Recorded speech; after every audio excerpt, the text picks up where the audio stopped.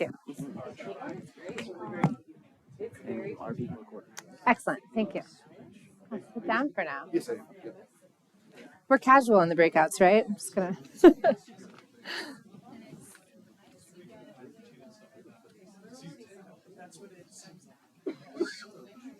Hi.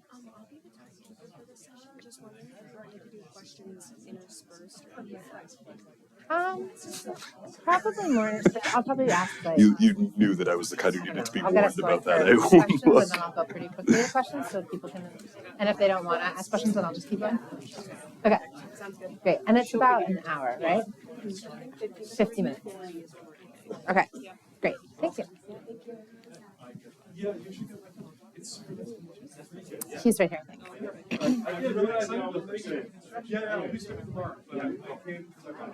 Yeah.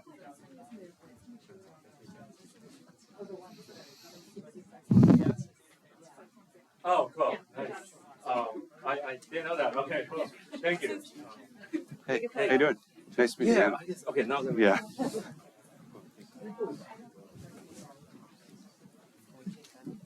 Sure.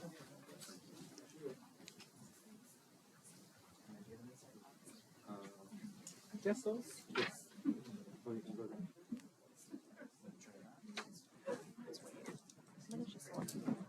Prefer to turn it off for now, but I guess is your mic on now? Mine's on. We're being recorded. Okay. I have to introduce myself. It's so nice to meet you. Nice to meet you in person. Thank you for doing this.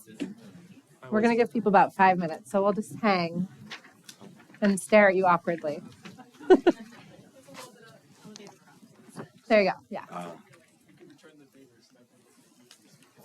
Perfect. Maybe it's time to try out my stand-up. What's that? Try out my stand-up. There you go. Captive audience. My tight, was it tight 10?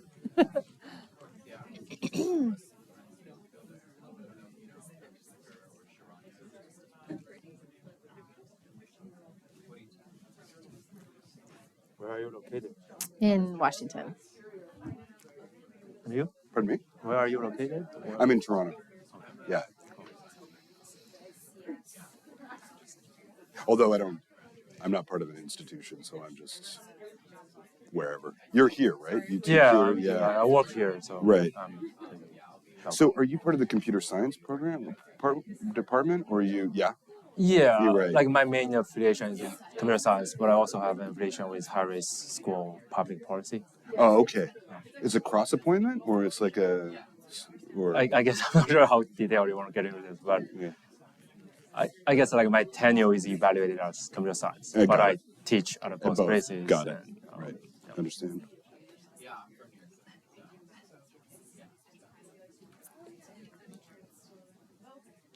Well, we got the young crowd.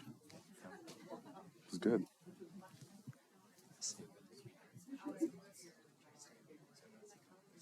Are we going to take questions from the audience? Yeah, it'll be pretty. To whatever extent people want to interact, I'll sort of set the stage for us and ask you guys some questions, and then we'll quickly go. I'm just gonna wait, and I'm sorry, I'm mic'd so everyone can hear me. Wait, 4 minutes. I think we can unmute it.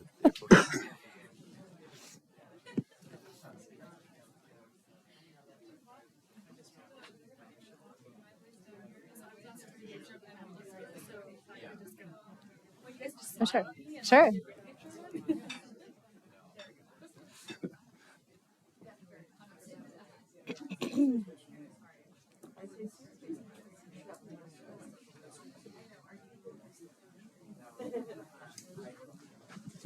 Doesn't look like full, but just a little bit.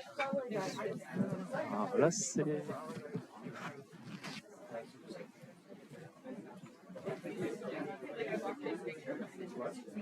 I'm right. Yeah. I think so, yeah. Perfect. Thank you so much.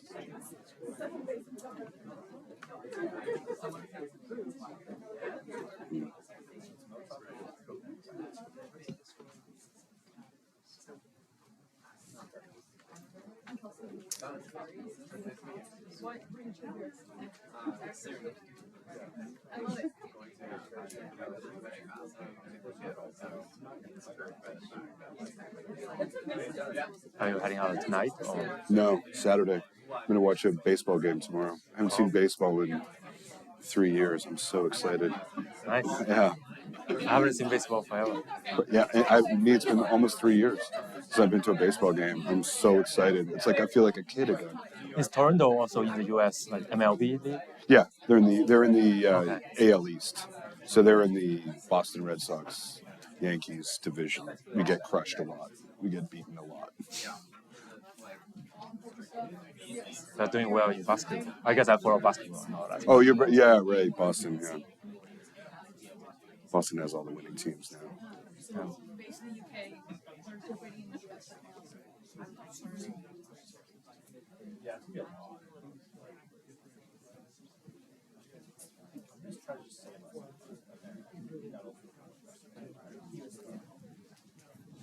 Okay, whoop, got stuck to my chair.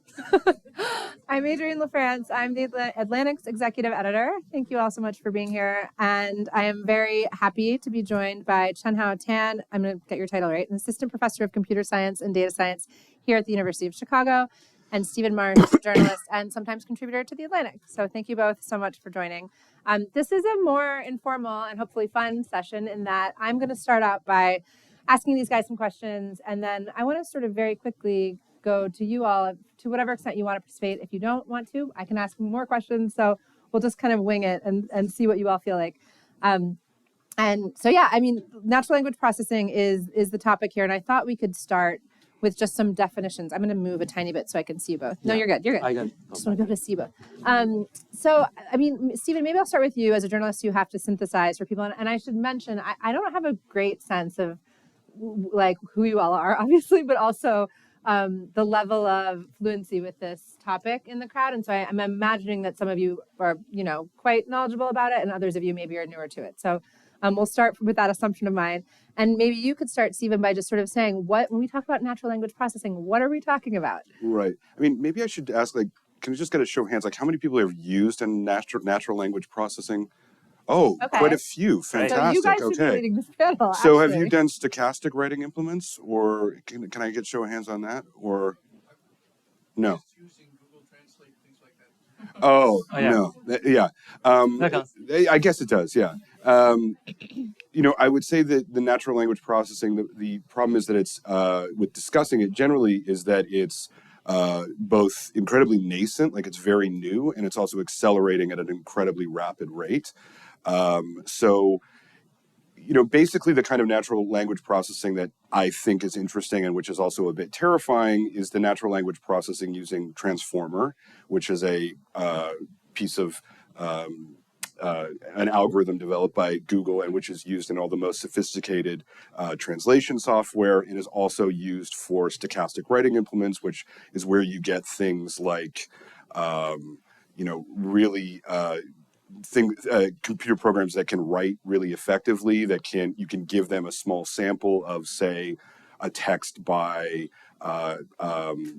Coleridge. For the New Yorker, I put in Kubla Khan by Samuel Taylor Coleridge, and it finished it quite effectively. Like it created a poem that was, so basically using a computer model to spit out human-like text. Yes, I mean what Transformer does is convert large language systems into logarithmic probabilities. And when you get to large language models, particularly GPT-3, it has really incredible effects. And one of those effects is that it makes chatbots feel incredibly real and almost, virtually indistinguishable from people. That whether that line has actually been crossed, Google claimed they crossed it in 2018, the Turing test, that they passed the Turing test.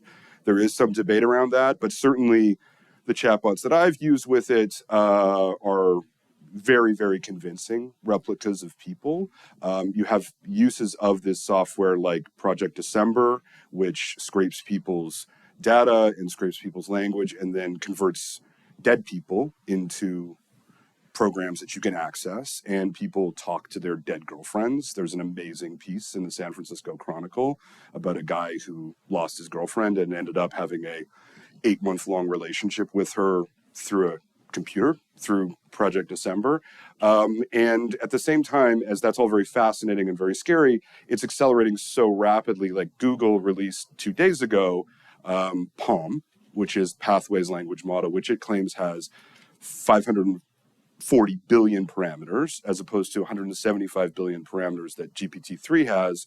And it's capable of common sense reasoning and other things that are equally, we considered once, the purview strictly of human beings. Well, Is that an no, adequate that's description? a great start. Totally. Okay. And we'll get back for sure to chatbots and all of the scary things. I'm glad you started to bring up some of the practical applications, because I'm curious, Chenhao, to hear from you too. Like when you see this as it's advancing really rapidly, which we should also get to, out in the world, where will we see it? Like for all of us in our day-to-day lives, where should we expect, where are we seeing it now? And where should we continue to anticipate that natural language processing will show up?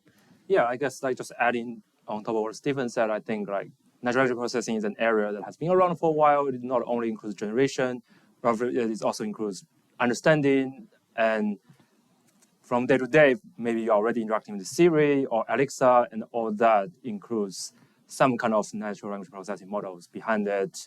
It needs to understand what you are saying to Alexa, and then interact with you through these processes. And in addition to this kind of voice software that you interact with, like I think it really shows up in everywhere. Like maybe more and more of you are using Grammarly. That would be another kind of case of natural language processing. So I think the bottom line is that like a lot of the general vision about natural language processing is to enable computers to be able to understand and process language generally, including generation. And as long as someplace language shows up, there will be some NLP models or, I guess, algorithms behind them at some point. And many of them, maybe you actually find them beneficial, and some of them may sound scary, among the examples that Stephen raised. Well, and I'm glad you brought up the difference, because I tend to be more focused on the generation part of it. Obviously, I'm a writer, so that's what's most interesting to me. But I'm curious, from your perspective as a computer scientist, it seems to me that this field has just, like, 5 years ago, 6 years ago, it was nowhere near where it was, which you could say for all kinds of technology. But what changed in this field where it really seems to have taken off? Or tell me if I'm wrong and it hasn't actually advanced as quickly as I perceive it to have. Yeah, I guess like the field has been growing very quickly, partly driven by, like what Stephen mentioned, this large scale we call pre-trained language models, where you essentially you build a very big model, like Stephen said, these are called transformers, and you make it bigger and bigger, and then try to get it to learn from the entire web, like everything that we ever said, and try to figure out the main task that it does is called language modeling, essentially figure out what, if you remove one word from the corpus and try to infer that word from the rest of the context. And by doing, it turns out that we have figured out like how to do this at a very big scale that we have never been doing. And it turns out that a model that learned to do this task can actually be used to understand language much better than any model that we have had before. I would say that I think we have made like a lot of progress, like at a sentence level. Like if you are looking at the sentences, I think current models have tremendous understanding of it. But if you go to, say, a novel, I'm very skeptical that current models can actually understand a novel.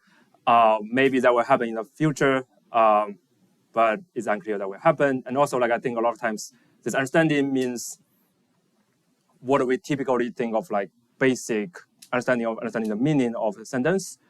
Like there's, in this context of propaganda, I think is actually still kind of open problem to figure out, like, for instance, what kind of sentence can be more appealing to a particular audience. And I don't think that's a natural problem that these systems can do on its own.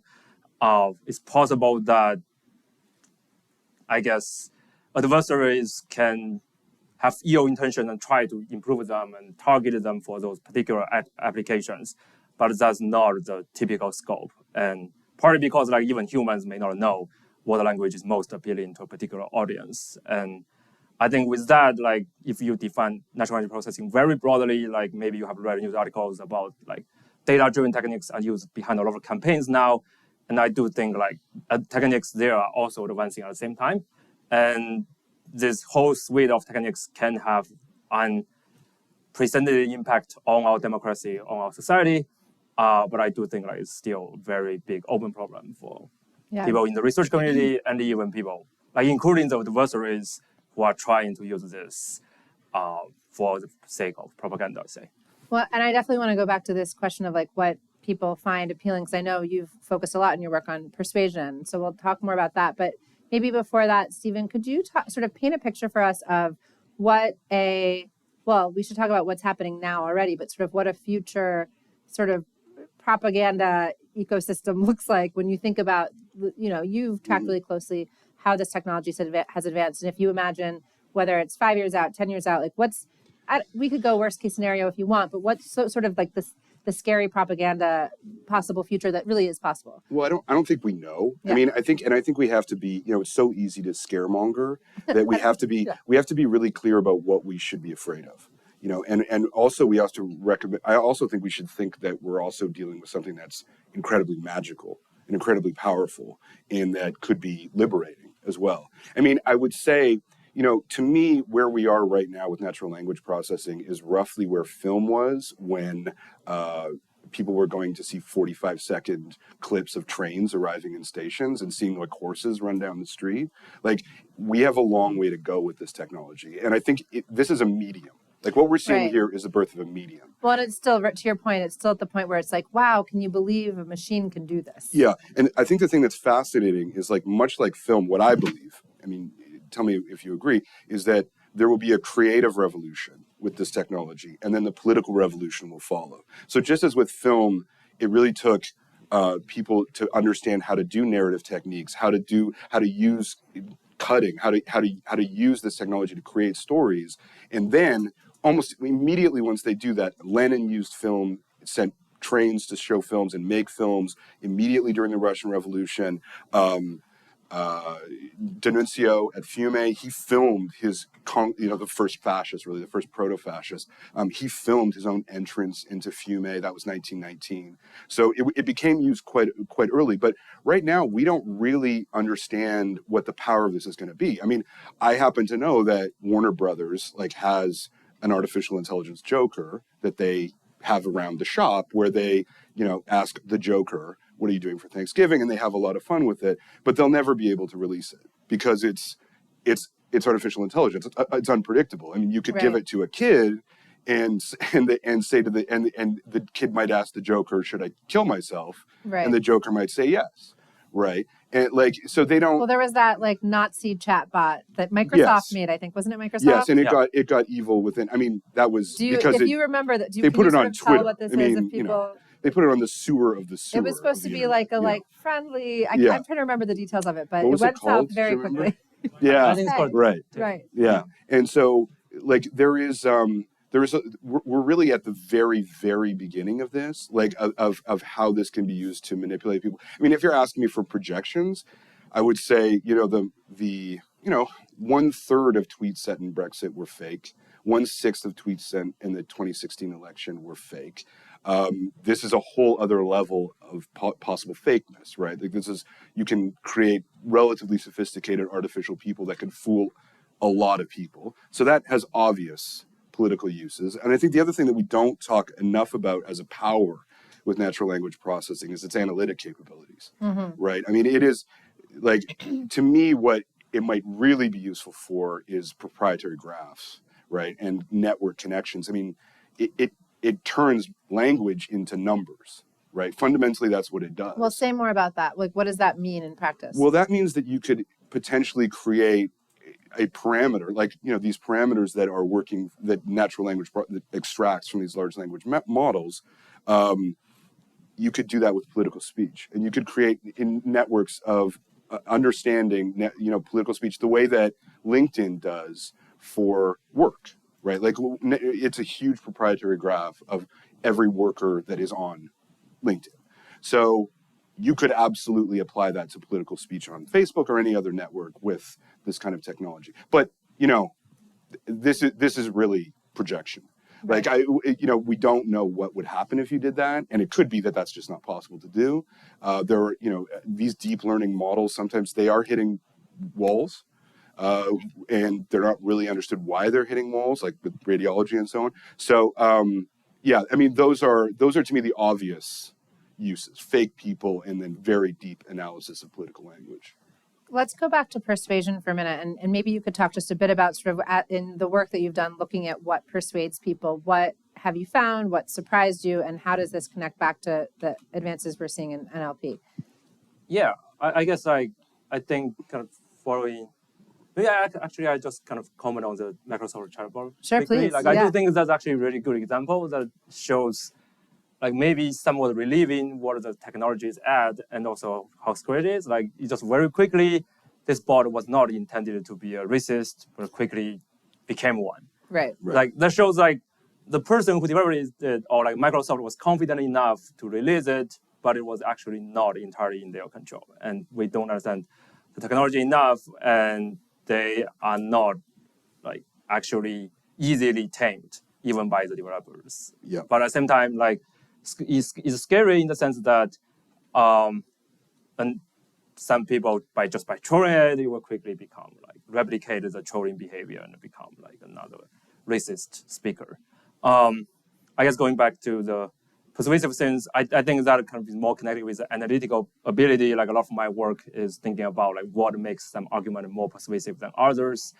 And I think a big insight in this line of work is that there are actually nice places on internet where you can see successful persuasion happens. It's not just people being angry at each other, people shouting at each other. There are actually civil discussions happening on the internet. In particular, a lot of this work was done with a community called Change My View on Reddit. So the setup, there is kind of related to yesterday's discussion at this conference. They have this nice set of rules where you have to go there and explain why you hold a particular opinion, and then other people come in and provide counter arguments. And I think a big part of their success lies in the initial step where you need to reflect why you hold opinion first. And then based on that, we can use natural language processing to conduct analysis and figure out what kind of arguments can be more persuasive. And one particular thing I would highlight is that the successful arguments tend to be more content-wise distinct from the original opinion, kind of trying to provide a new perspective, different from the original reasons why the person holds opinion. But at the same time, stylistically, it tries to accommodate the original speaker. It tries to follow the original speaker's style. And I think these kind of insights are impossible without NLP techniques. And at the same time, I think it can really be used in both ways. It can be used to convince people to do something that can be harmful to society. But on the other hand, it can also potentially change people's opinions toward the good. And I guess we are not there yet to know what is really going to happen and where the technology can lead to us. Right. So theoretically, I mean, this right now is the path that leads accidentally down to Nazi chatbots or whatever. But you could theoretically imagine a future where you have generative language that can be deployed in a way that actually helps shore up people's democratic views and maybe your side, right? It's always one side or the other, yeah. Right? Right. To me, one thing we shouldn't discount is just on the level of humanism, on the level of journalists trying to understand politics. There's going to be a tool for understanding politics that is unparalleled. Say more about that. Well, I've used it. I've never used it for political. One of the things when you sign on for OpenAI is the only real requirement they have is that it's not to be used for political speech. That should tell you something about what they're afraid of, right? They are very afraid of this being used as a tool of propaganda, and they're certainly not wrong. But to me, so when I was using it to do analysis of Shakespeare, and my PhD is on Shakespeare. And so when you work on Shakespeare, you're always working with multiplicities of texts that don't have an authorial validity. There's 3 or 4 versions of almost everything that you're reading in Shakespeare, each of which could be accurate. So you can create a large language model of Shakespeare and then just apply it to any one of these texts to give you a percentage, give you a mathematical figure of which of these texts is more valid than the others in the corpus, in terms of meaning the corpus. Relative to other works of Shakespeare. Yes, that you feel more it's just so powerful. It's just so powerful to do that. And I did this on my laptop with a using Cohere out of Toronto, out of Vancouver. And so like when someone who actually knows what they're doing starts to use this stuff and starts to use it to analyze text, I mean, it's just going to be a tool for understanding language that we've never had before. And I'm really excited about that, strictly on the level of scholarship and creativity. Yeah. The political stuff is very terrifying, but can't win them all.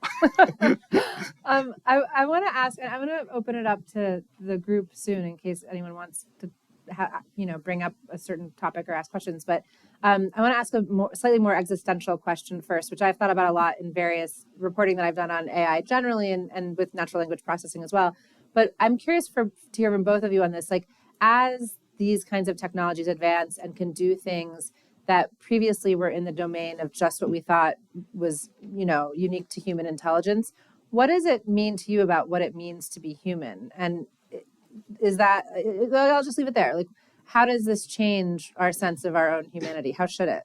Yeah, I guess I'm not sure whether you saw the program or I actually named my own lab Human Plus AI Lab, and I do think that's the future, and in many ways it's already happening. Like our life is different from 30 years ago, and Google, like if you really define NLP broadly, the search engine is like an instance of NLP, and it understands the language, figure out which one is relevant, and none of us, or at least, it's very hard to live without Google at this point, or some kind of search engine. And it kind of expands the space that you can work with. It expands.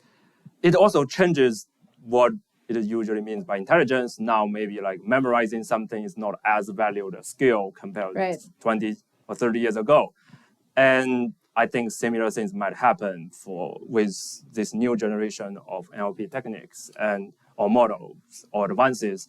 And I think it's important to kind of somewhat embrace that, I guess, future of like think about like how what is the key instance that we want to maintain and what's most important about it. And I guess like for instance, taking Stephen's example of creativity, like I think choosing what novel we want to write is still a very human thing. And in the end, if you could use some help along the way, maybe helping you improve your narrative a little bit or helping you finish one paragraph, that's totally okay. But maybe my vision would be that humans will still be in charge what novels we want to write and why I want to write that novel. And I guess that part will always stay. I want to hear your thoughts on the novel thing specifically, because as a writer, I feel like computers can't do the writing. The writer has to do the writing. Well, but maybe I'm being old-fashioned. It is amazing when you go to pseudo-write and you like take a paragraph and you like block it and say, write this like Dickens, and it writes it like Dickens, right? Like that's weird.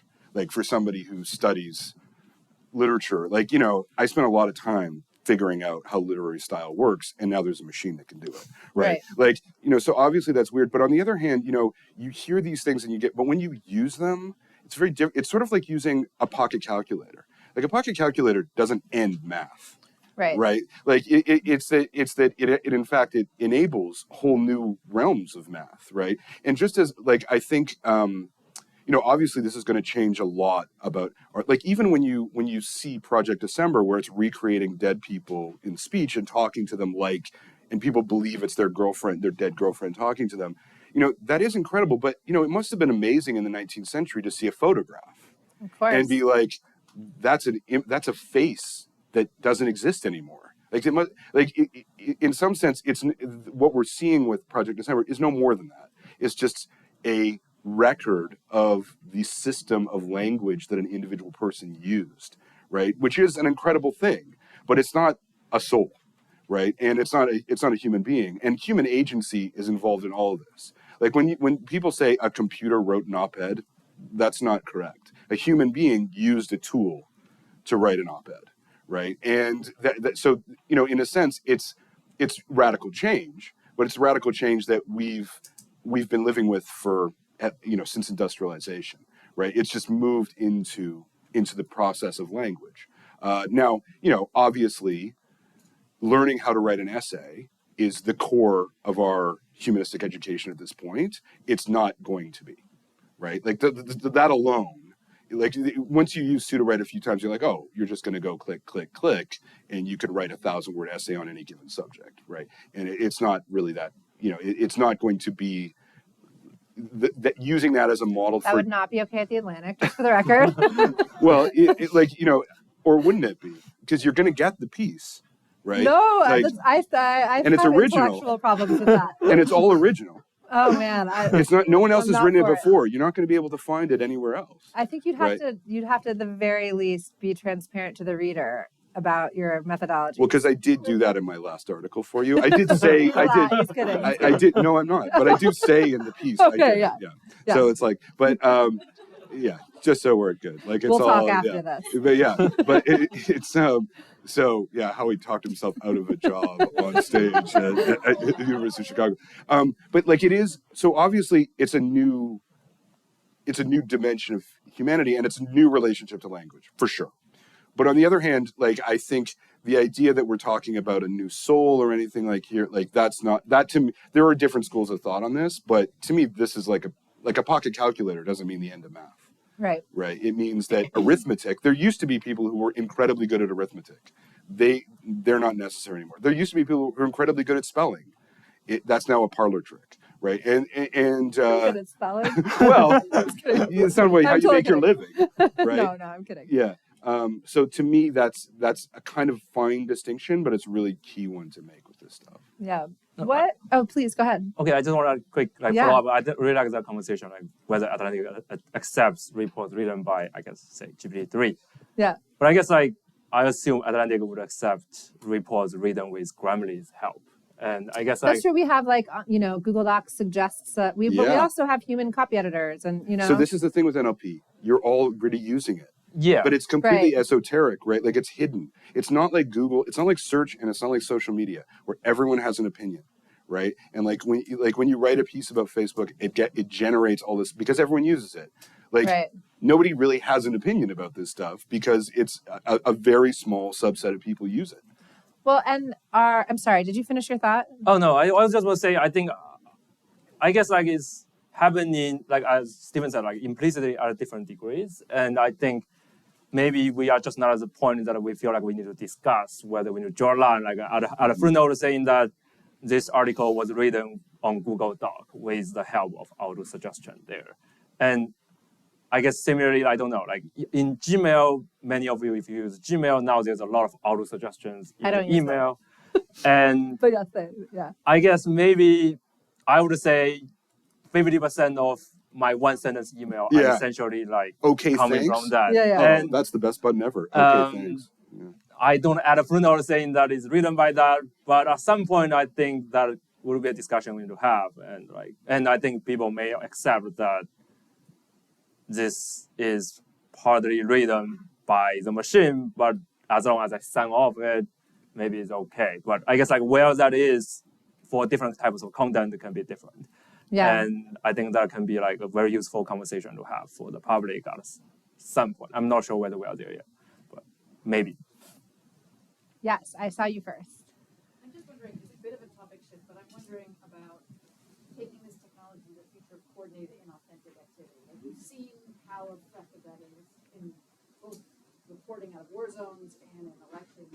I can imagine that the Twitter accounts get more sophisticated because of this, but that's sort of where my imagination is, right? It's like, oh, you're just better at replying to the tweet replies of people who are accusing you of being a bot. But how could this technology create a new and more sophisticated, coordinated, inauthentic activity ecosystem? I have a good example.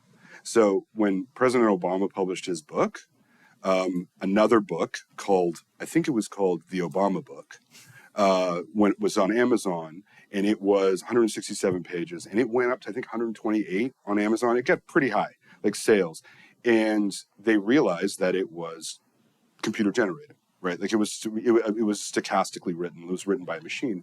And the reason they know that is because they have they have a reverse Turing test. So there are machines now that test whether writing is written by machines, right? And that in itself is fascinating, that we need machines to tell us whether a text is written by a machine or not. So it's already been used to write a bestseller, right? And for political in a political dimension, right? So the actual specific nature of the application, like I don't know because I'm not, a political assassin, but someone's going to figure out. Yeah, I mean, I wish I were. I have better clothes, but there are many people trying to figure this out, and it's going to have all kinds of applications, and some that are already happening that you just don't they just don't make the news, right? Well, But they're there. There may already be examples of this, but certainly these AstroTurf community websites that are meant to look like local newspapers that aren't actually. I'm so journalism focused here, but yeah, you can totally imagine someone writing some sort of program to say make 45 local newspapers to advance my candidate's agenda or whatever it is, and then it's one more network of things that you encounter on the internet that you have to be like, is this real? Is this newspaper a real thing? So I can imagine that. You could try and convince someone of your political argument only to realize half an hour later that they're a machine. That happens now. That could very easily happen. Right? Yeah. So that's why you should never try to convince anyone of an opinion on the internet. But we already knew that. I mean, that was already known. Go ahead. Yes. I think of an example that's currently used with rating agencies. So the rating agencies write a report, and it's a lengthy report about a company. And at the end, you'll see kind of a summary. This goes out to investors. That summary is written by a robot, and it's based on thousands of pages of information. But that information has all been vetted, right? Through some process with the accounting firms and things like that. And so it's basically just summarizing existing vetted information. And people are reliant on that. Absolutely. Investment decisions. So what if that underlying information that it writes on no longer becomes reliable? Or it's very easy to replicate, right? People become reliant on something that the underlying information was not correct. Well, and this is a far less serious example, but maybe illustrative, which is I don't know if you've ever encountered those celebrity net worth websites where you Google what's Leonardo DiCaprio up to these days, and it's clearly written by bots, and there's a bajillion of them. And I never read such things. As a human reader, you can tell okay, this is clearly a scraped, non-legitimate thing. But if they get better, then. And you don't know who's making Palm is specifically the new Google one is specifically supposed to be superb at summary, and I know that they use it for screenplays. So you get a screenplay. No one of course wants to read a screenplay, right? So they just get the summaries on the side of every scene, right? And it's automatically generated. So it's coming from more than reports than things.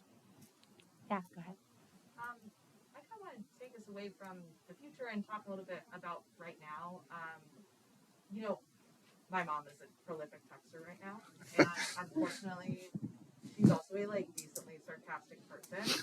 So I spent a lot of time trying to figure out does my mom hate me, or is sarcasm not coming through in this text message? If my mom likes me, but my question is, how are you guys dealing with sentiment? It seems like a really intractable problem because you have to have something else that has an intent, right? Whether that intent is to make fun of you or that intent is to, be earnest. And so I'm just really curious how sentiment is playing into this, and how can a machine ever kind of get to the place of, having intent, let alone understand it. I want to hear what you have to say this, but I'm going to add one example that speaks to this as well, which is this must have been during the 2016 election. So again, a while ago, I worked on a story where I wanted to get a sense of what the sentiment was in coverage of, I'm trying to remember my own story now, but in coverage of Bill Clinton's campaign in the 90s versus Hillary Clinton's when she was running. Just because I was curious to see, obviously, how a female presidential candidate was being treated versus male, et cetera.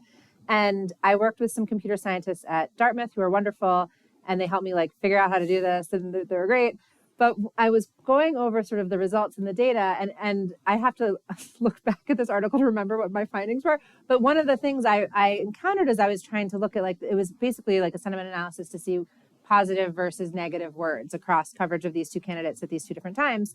And one of the things that the computer tracked as positive in terms of coverage of Bill Clinton was all of these references to flowers. Now, if you remember the 90s, it was a reference to Jennifer Flowers, and that was not a positive aspect of his campaign. And so it's one of these things where, again, like you Proper need names are a nightmare. the human to know the context. So anyway, but I should give it to you because you're the computer scientist here. Yeah, I think that was a good example, right? I think like sentiment analysis, I guess, okay, the first part, like, I think let's start with just the word sentiment. I think sentiment analysis is a very classic task in NLP now, and a lot of it is figuring out whether text is positive or negative or different dimensions of positive and negative.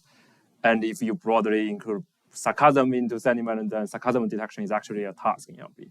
And a lot of this NLP goes that you need to have some human to define what is positive, what is negative, then you get the model to learn that. And that can often break down if you go to a different context. Like if you build something that learns to figure out whether a review is positive on Amazon, it may not work well on movie reviews.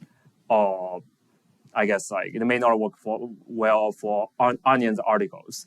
And I think that's kind of another kind of indicator to show that like they may not be that good yet. And I think there a lot of researchers are working on that now, and sometimes this problem is known as, I guess, out of distribution, out of domain adaptation, and like this is a big challenge. And I'm not sure where we can go in the future.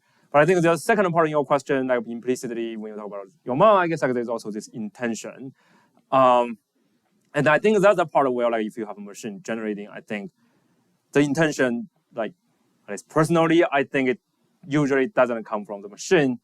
And that comes from the design choice that people have made in the process, or even just from the people using the machine. And I think that will kind of always be there, no matter how advanced the machines are. At least the way that I see it. Ethan. So I have a hypothetical built very specifically on the expertise in front of the stage here today, and it's a hypothetical for you. Okay. So if we take Stephen's idea that what we really want to think about are writing tools, right? Not tools that are replacing writing altogether, but are enhancing writing. Take Chenhao's idea of persuasion, right? Looking at something like change my mind, so on and so forth.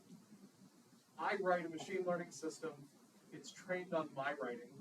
I know which of my stories have done well with you and which of my stories have done poorly with you. So I create a corpus of the stuff that I've submitted to you as an editor.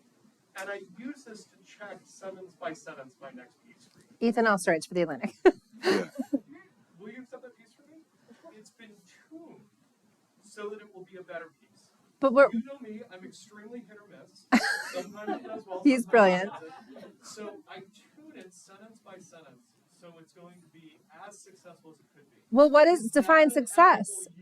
It could just become racist pornography, because that's probably what would go, right? I mean, that's probably what would sell. Right? Important journalistically, you're making an assumption about how we as The Atlantic would define success, and it's not just something that does well in terms of like, of course we want everyone to read all of our articles, please tell all your friends, but there's a journalistic merit that I am obviously, self-interested to say requires an editor to help determine, or a writer to help determine. But yeah, so I think that's the question for me. So I'm trying to be as persuasive as possible. Right. Turns out for me with The Atlantic, if I'm more snarky, if I'm more critical, I tend to do better no. than thinking in general. Yeah. So now here's the second hypothesis.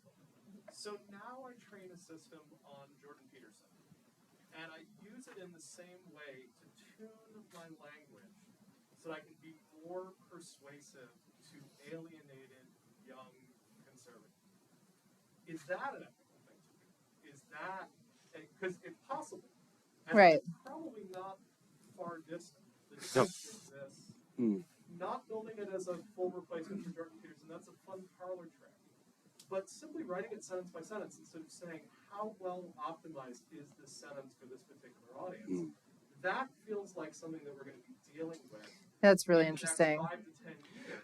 I think we're already dealing with it. Yeah. Yeah. Can I tell a story that I think might be revealing there? Because like if you were to try and train it on Jordan Peterson, ultimately you'd be training it on the YouTube algorithm. right? Because that's what generates his popularity, right? So I had a book come out in January. This is a long story, but it is worth hearing, I think, and relevant. So I was on Tim Pool's show, who's like I'm selling books. I got to go wherever. And not that he was great to me. He was completely fair to me, but he's right wing, and he runs I think it's the 15th most popular live stream show on YouTube. It was the first time my teenage son looked at me like I amounted to something going on this guy's show. And so we're talking for 2 hours, and then we go on for another 45, which is what we're scheduled to do. Then we go on for another 45 minutes, and he keeps bringing up the same questions, and he keeps and I keep answering them the same way. And then at the end of the show, he says to me, "This is great. We made $6,000 on super texts." And I'm like, "I don't know what a super text is." So people were paying money to amplify their comments on me. Like somebody paid $10 to put their comment in purple. Somebody paid $50 to ask me a question, for God's sakes, right? And so what he was doing in that last 45 minutes is that he was the algorithm he was reading the anger of the algorithm and responding to it in real time so that he could respond to it. So my point here is really that changing language to fit an algorithm is something we do all the time. Like, we're already there. Yeah, TikTok Live is We're already same incentive structure. like when you see people get the plastic surgery that works on Instagram, right? Like, that's already where we're at. That's not necessarily natural language processing, right? Like, that's not necessarily the kind of algorithm that would be useful in that way. Where the humans sculpting themselves to the algorithms, I mean, that's already, unfortunately, our lives. I think natural language processing might actually be an escape, because it's a way of thinking about it in those terms, rather than just, I'm talking but reading into the algorithm. Yeah, I do think like there's a lot of like kind of similar to security games. There's a lot of defense and attack, and I do think like that angle indeed is already happening. I guess if you pretend yourself as an advertiser and use Google's advertising tool or Facebook's advertising tool, like there will be help for you to help make your message more successful. And a lot of that is based on the huge amount of data that they have about like what kind of advertising tends to be more quote unquote persuasive. Right. Though to Ethan's point, though, it does seem like with natural language processing, we'll be able to get, I mean, we know all of the really niche ways that advertisers can target us now, and we have these massive data profiles that we don't even know what's on them and everything. But if that, the way that we can judge how a certain group responds emotionally or is persuaded by language, adding that to a massive data profile, you could imagine how, like, new implications for how people would be targeted for different messages, whether journalistically or otherwise. But I feel like my whole career as a journalist, I've been responding to numbers, right? Position on the email list, those things. You have to ignore that stuff. But you can't, right? I mean, like, you can pretend to ignore them, but ultimately whether you get to do it again or not is responsible to those numbers. But that to me is a change that happened long ago. That was a change that happened mid-2000s, I guess. But yeah, like, I think one of the things I find so exciting about natural language processing is that it's a conscious way of thinking through this as an engineering reality, rather than just, a kind of fact in the atmosphere of the way things are manipulated this way, and the structures of influence. What other questions? Someone in the back, yeah. I was just reflecting on that funny Twitter thing where people give you a phrase and you auto-complete it, and so I just did one for myself. I just started typing "I'm sorry" and then filled out "I forgot to send a card," and I do actually need to RSVP to a wedding by sending something in the mail, so Right. it's weird I was having this experience. But off to Ethan's point about tools and the philosophy there, I'm curious when you all think more sophisticated sort of autocompletes with intents or other dimensions to them will become available for consumer use. I'd love to hear your answer to that. I have no idea. I don't know. I guess I think it can happen now. I guess part of this is figure out the business plan, and I don't know. I guess I think advertising is the most successful business plan that the tech companies have figured out so far, and that's why there's a lot of machinery there right now. And related, I think, marketing, but I think campaigns are all kind of related to this sense. which is sad in a way. I think like building on Stephen's point, I do think like the reverse side of that is also what NLP can potentially enable. It can potentially help people better, for instance, distinguish machine-generated text from human-generated text, better tell that there's some intent or there's some difference in this suggestion compared to what a typical algorithm would have generated, and trying to provide that to people would be a potentially good thing, and using that potentially even in kind of civic education can be a very useful thing in the future. I think these things turn to be much harder to monetize or kind of build a business on top of it. I'm not sure whether that will happen, but I do think like it depends on which angle you are thinking about. Like if you are thinking about the context of advertising, is already happening. I mean, you can subscribe to pseudo right now. You can buy. You can access OpenAI too. You can do it, and Google's going to sell it as well. So, and I'm sure they'll be unbelievably great, right? Like all these, like every product they've ever made. Yeah, so I think Google was a good example, right? They can be implicitly selling it. Like some of the techniques are driving like the advertising tools, or even just driving search, so that you get a better search. But that better, how to define it, kind of going back to Adrienne's point, right? Like I think a lot of the times, the challenge is that even for us, we don't really know what success means, and it's usually much easier to define short-term success. It's much harder to define like long-term success, and or it's easier to define individual success, like whether my ad is successful. It's harder to define like whether we are a better society. And I do think for that those harder questions I mentioned is there are places where these tools can potentially help, but I don't think we figured out yet. Partly because it's much harder, and also like the immediate gain is less clear. Excuse me. I'm glad you brought up search because I feel like in conversations I've had about NLP, people have often said like, "Oh, these amazing human-like chatbots will replace search, and you won't have to do keyword searches anymore." And my thinking, and this is maybe a failure of imagination on my part, is always like I kind of like the Google just like throw in words. You don't have to like go to the effort of like pretending to converse. So maybe something better will come along, but. How about over here? Yes, you. Yeah, I guess my question is, so we've talked a lot throughout the conference about, the negatives of machine learning, it being trained on biased data and having biased outputs. I guess in terms of natural language processing, I think a lot about the possibility of using it to like understand human biases and understand societal biases and cultural biases. To your point, right, of like if you create this map, this embedding space where you can actually ask it and understand things that if I ask you, like, are you racist or are you biased? you would never know. Yeah. Right. What your opinions are in using it almost as an investigative tool, both in research and in journalism. Yeah, I mean, this to me is the most exciting thing. I mean, the inherent biases of large language models, I think, are pretty well established now. Like Timnit Gebru has written about it extensively, and I think I wrote about it myself for the New Yorker.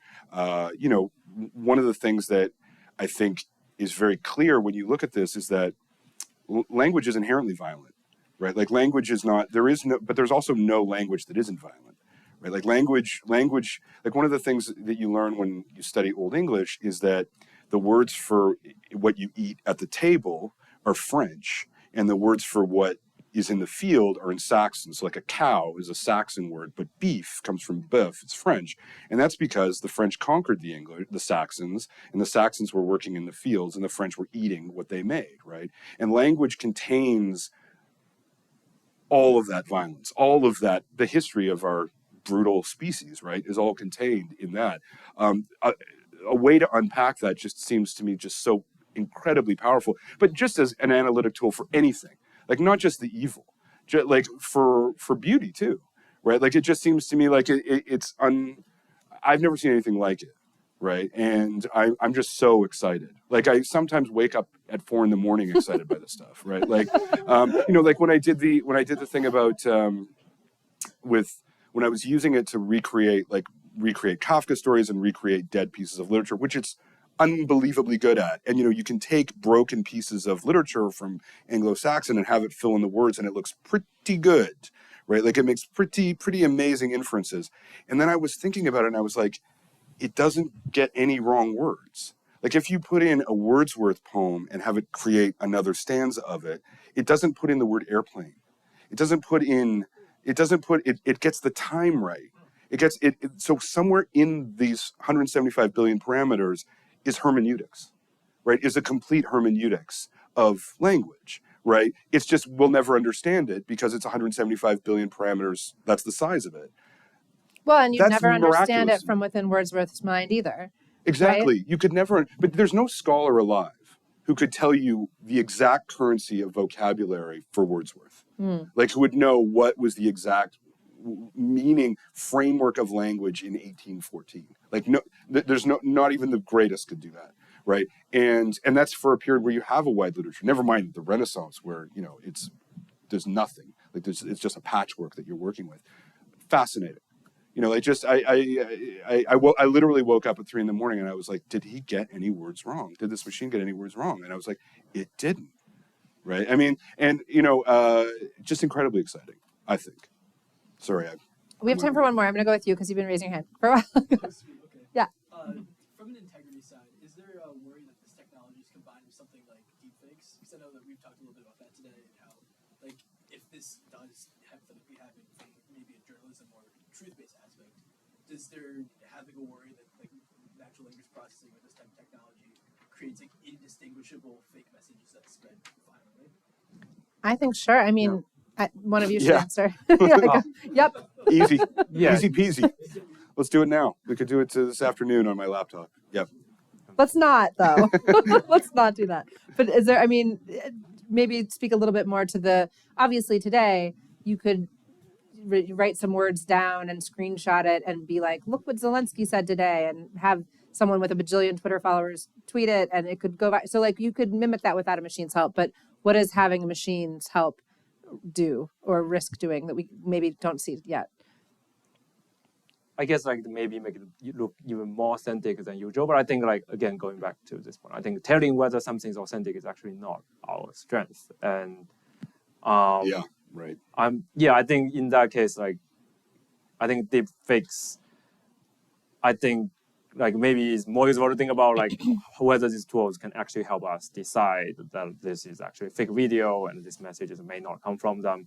But just going back to your question, for sure, I think it's already happening. And it's also useful to think about the baseline, right? Like I think now if I just write out something and tell you that this is written by someone else, at the scale of like a couple of sentences, there's just no way that you can tell whether who this is from, and I can impersonate anyone at that scale. But I think usually in this space of like authorship attribution, is really talking about very long text. Then you can see some stylistic factors emerge, and it's much harder to tell. And that's not a human doing it either. It's usually machine doing it. There's in the World War II Museum in New Orleans, there is a room where you can go to talk to a Holocaust survivor, and they had like hundreds of thousands of hours that they have, and so you would have an interview with that person. Is that natural? No, that's different. My son did that. He told me it was fascinating because the thing about talking to a hologram was that you could really ask it anything because it's not a guy, right? Like it's not some guy. It's an actual Holocaust survivor. You wouldn't say like, what was it like to lose your whole family? But you could ask that to a machine, which I found just totally fascinating. But that's different. That's not related. They did that was Spielberg. He did something like 800 hours of interviews with this guy, answering every possible question, and so you could but that was a filmic. That's not this. Gotcha. Yeah. I'm so sorry we're out of time. But I'll stay and answer any I was going to say, questions. we could go on forever, but I just want to thank you both so much, Chenhao and Stephen. This is great. And thank you all so much for being here. Thank you so much. Yeah. I'm happy, yeah. Sure. Yeah. Hi. Oh, sure. Hi. Thanks very much. Okay, let's go for